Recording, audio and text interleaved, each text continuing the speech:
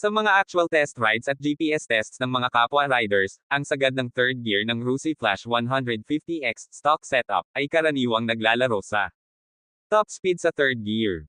Speedometer panel, umaabot ng 95 km per hour hanggang 105 km per hour bago mag-redline o mag-limiter. GPS speed?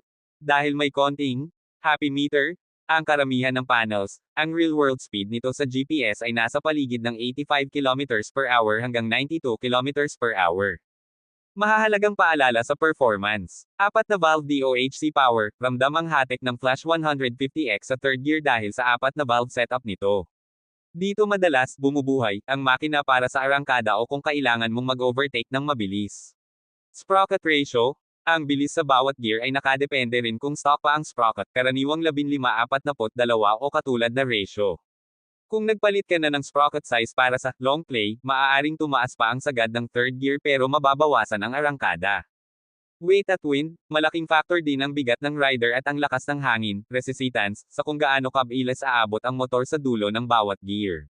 Ingat lang sa pagpiga, lods, lalo na kung stock ECU pa para iwas sa sobrang pagpalo sa rev limiter.